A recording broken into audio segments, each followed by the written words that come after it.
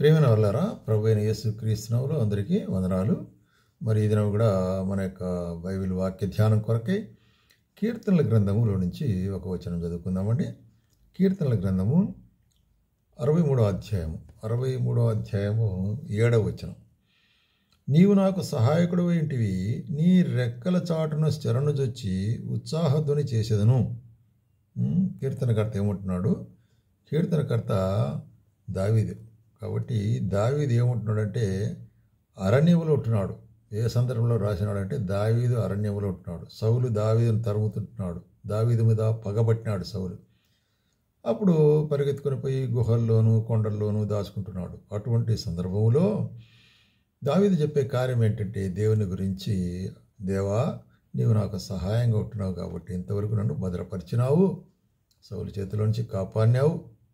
అంత మాత్రం కాకుండా నీ రెక్కల చాటున చొచ్చి ఉత్సాహధ్వని చేసేదను. కాబట్టి ఇన్ని శ్రమల్లో కూడా నీ రెక్కల చాటున అంటే నీ భద్రతలో, రెక్కలు అనేటువంటి దేని చూపిస్తున్నది ప్రొటెక్షన్. కాబట్టి నీ భద్రతలో ఉన్నప్పుడు నేనేం చేస్తాను? మరి ఉత్సాహధ్వని చేసేదను. అంటే శ్రమలలో, కష్టాల్లో, ఇబ్బందులలో కూడా దావీదు మనకు బయలుపరిచే కార్యం ఏంటంటే దేవుని యొక్క భద్రత, ఆయన హస్తము, ఆయన రెక్కలు అంటే ఆయన హస్తము మనకు తోడుగా ఉన్నట్లయితే మరి మనము ఆయన స్తుతించేవారనుకుంటున్నాం, కీర్తించేవారనుకుంటున్నాం, అప్పుడు ఉత్సాహధ్వని చేసేవారనుకుంటున్నాం. ఆ విధంగా ఉండాలని మరి అందుకొరకే మరి ఇదే 57వ కీర్తనలో కూడా మనం గమనిస్తున్నాం. 57వ కీర్తన 1వ వచనం. నన్ను కరుణింపుము దేవా, నన్ను కరుణింపుము, నీ శరణు చొచ్చున్నాను. ఈ ఆపద తొలగిపో వరకు నీ రెక్కల నీడన నేను శరణు చొచ్చున్నాను. బాగా గమనించండి, రెక్కల నీడన అంటే ఆయన యొక్క బాహువుల కింద రెక్కల నీడన భద్రతలో అంతా ఒకే అంటే అండర్ హిస్ ప్రొటెక్షన్. ఇక్కడ ఏమంటున్నాడు చూసినట్లయితే మరి దావీదు గుహలో దావీదు సౌలును దండి పారిపోయినప్పుడు అతడు రచించినది అంటాడు. అంటే దావీదు గుహలో మరి దాక్కొని ఉండగా అక్కడ సౌలు వస్తాడు. మరి ఆ చీకట్లో కనపరాకుండా దేవుడు ఏం చేశాడు?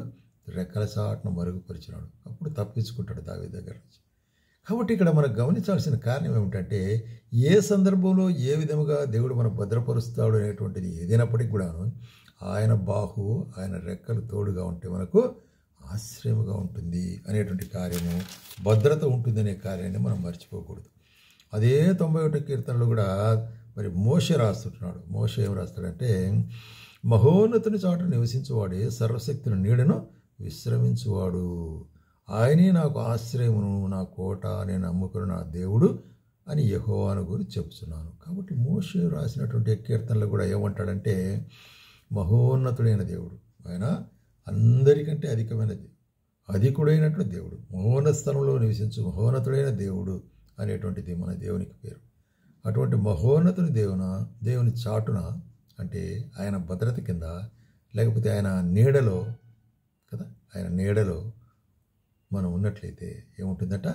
మరి మనకు విశ్రాంతి దొరుకుతుందంట. ఆయన నీడను విశ్రమించే వాళ్ళం ఉంటున్నాం.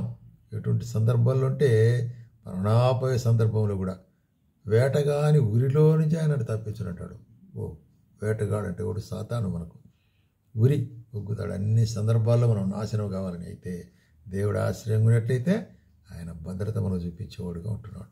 అందుకొరకు 121 కీర్తనలు కూడా మరి ఇక్కడ చెప్పబడే కార్యం ఏంటంటే 4వ వచనము 5వ వచనములో యెహోవా నిన్ను కాపాడువాడు, నీ కుడి ప్రక్కన యెహోవా నీకు నీడగాను, పగలు ఎండ దెబ్బైనను నీకు తగులదు, రాత్రి వెన్నెల దెబ్బైనను నీకు తగులదు. ఏ అపాయం రాకుండా నిన్ను యెహోవా కాపాడును. కాబట్టి మన దేవుడు కాపాడుతాడు. ఆయన రెక్కల నీడన మర్చిపోదు. కాబట్టి ఆయన రెక్కల నీడ మనకేముంటున్నది? ఆశ్రయం ఉంటున్నది, మనకేముంటుంది? భద్రత ఉంటున్నది. ఆయన ఎక్కడలే మనకేముంటుంది? విశ్రాంతి ఉంటున్నది అనే కార్యాన్ని మనం జ్ఞాపకం చేసుకోవాలి. అట్లాగే మనం గమనించినట్లయితే మరి యెషయా గ్రంథము 25వ అధ్యాయము 4వ వచనంలో ఏమంటాడంటే ఇక్కడ యెషయా గ్రంథము 25వ అధ్యాయం 4వ వచనములో కాబట్టి బలిష్ఠులైన జనులు నేను గణపరిచెదరు, భీకర జనముల పట్టణస్థులు నీకు భయపడరు. 3వ వచనం చదువుతాను. భీకరుల ఊపిరి గోడకు తగిలి గానివాలవలే ఉండగా నీవు బీదలకు శరణ్యముగా ఉంటివి. దరిద్రులకు కలిగిన శ్రమలో వారిని శరణ్యముగాను, గాలివాన తగులకుండా ఆశ్రయముగాను, వెట్ట తగులకుండా నీవు నీడగా ఉంటివి అంటాడు. యెషయా చూసినట్లయితే దేవుడు మరి ఎటువంటి వారికి సహాయం ఉంటున్నాడంటే మరి బలిష్ఠుల యొక్క కార్యం నుంచి దీనులైన వారిని కాపాడేవాడుకుంటున్నాడు, బీదలకు శరణ్యముగా. కాబట్టి ఆత్మ విషయమై దీనులైన వారు ధనుడు, పేదలైన వారు ధన్యుడు. కారణం ఏంటంటే ఆయన వారికి తోడుగా ఉండేవాడుకుంటున్నాడు అనమాట. ఆయన ఆశ్రయంగా ఉండేవాడుకుంటున్నాడు. అందుకొరకు ఏమంటాడంటే గాలివానకు ఆశ్రయం. గాలివాన తగిలినప్పుడు మరి చూసినట్లయితే పక్షులన్నీ కూడా అట్లాగే వారి యొక్క గూళ్ళల్లో పోతాయి. అట్లాగే పెద్ద పెద్ద పక్షులు మరి చూసినట్లయితే కొన్ని వాటి రెక్కల చాటున పిల్లల మరి దాచుకుంటాయి. అటువంటి విధంగా దేవుడు మరి భద్రపరిచేవాడు మనల్ని ఉంటున్నాడు అన్నమాట. కాబట్టి ఆయన భద్రత అదే 32వ వచనంలో అధ్యాయంలో కూడా మనుష్యుడు గాలికి మరుగైన చోటు వలను ఎవరు ఆలకించుడి, రాజు నీతిని బట్టి పరిపాలన చేయును, అధికారులు న్యాయాన్ని బట్టి ఏలుదురు అని దేవుడు చెప్తుంటున్నాడు యెషయాకు చెప్తుంటున్నాడు ఇశ్రాయేలుకు. మనుష్యుడు గాలికి మరుగైన చోటు వలను, గాలివానకు చాటైన చోటు వలన ఉండును. కాబట్టి మన దేవుడు ఆయన రాజు, ఆయన పరిపాలన చేస్తే, ఆయన అధికారం చేస్తే, ఆయన అధికారంలో ఏముంటుందంట? మరుగైన చోటుగా ఉంటుంది. గాలికి మరుగైన చోటు వలె.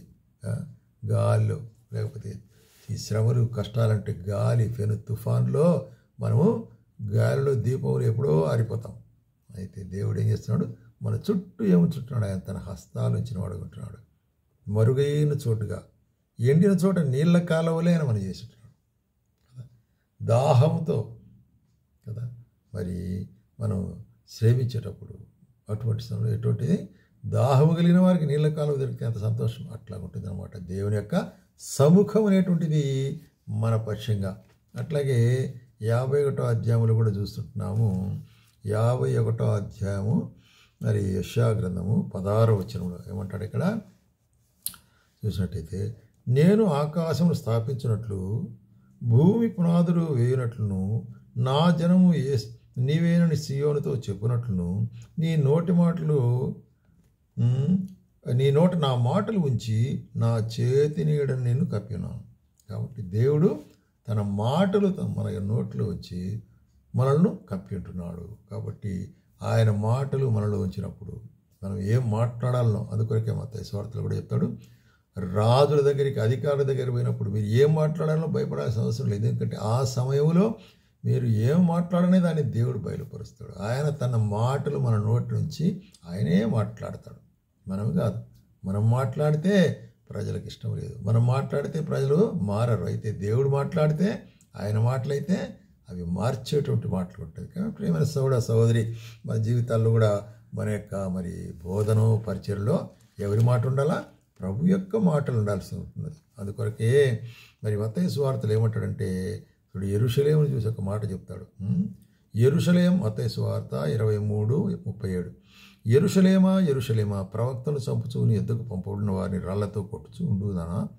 కోడి తన పిల్లలను రెక్కల కింద ఎలాగ చేర్చుకున్నాం అనుకోను, అలాగూ నేను నీ పిల్లలు ఎన్నో మారు చేర్చుకుని ఉంటిని కానీ మీరు వెళ్ళకపోయి. కాబట్టి సహోదరి ప్రేమ వినేటువంటి వారులారా, దేవుడు ఎన్నోసార్లు తన రెక్కల కింద చేర్చుకోవాలా అని అంటే లోబడనలేకపోతున్నారు. కాబట్టి ఆయన స్వార్థ మనం విన్నప్పుడు ఆయన మాటలకు లోబడకుండా తిరుగుబాటు చేసి చూస్తాములే ఇంకొకసారిలే వద్దులే అనేటువంటి వారు ఎంతో మంది ఉంటున్నారు. అయితే నాశనం కలగకుండా ఆయన ఏం చేస్తున్నాడు? మనల్ని కప్పేవాడుకుంటున్నాడు. కాబట్టి నువ్వు నాశనం కలగకుండా కప్పబడి ఆశ్రమ కిందికి రావాలని, అదే ఆయన రక్షణ అనేటువంటి దక్షిణ హస్తము, ఆయన బాహువు, ఆయన రెక్కల చేతిన ఏముంటున్నది? మనకు భద్రత ఉంటున్నది. అయితే యెరూషలేములో ఏమో జరిగినదంటే మరి పాత నిబంధన నుంచి చూసినట్లయితే ఇంకా ఇశ్రాయేలు ప్రజలు తిరుగుబాటు చేస్తున్నారు, లోబడలేని ప్రజలుగా ఉంటున్నారు. అయినా కూడా నేను నిన్ను విడువను, నీ వైపే నా చేతులు. కాబట్టి నీ వైపు నా వైపు అని చూస్తూ నా ప్రియకుమార్తె నా దగ్గరికి రా అని నిన్ను హక్కును చేర్చుకునే దాని కొరకే నిన్ను మరి చూస్తుంటున్నాడు. అయితే తిరుగుబాటు చేస్తావా? అట్లయితే నీకు రక్షణ దొరకదు. కాబట్టి ఆయన ఆహ్వానం మన్నించి ఆయన హస్తాల్లోనికి వచ్చినప్పుడు ఆయన నేను ఆశీర్వదించేవాడుకుంటున్నాడు. ఆ విధంగా ఆశీర్వాదం పొందుటకు ఆయన రెక్కల చాటున మరుగును మనము భద్రత పొందుటకు సహాయం చేయనుగా.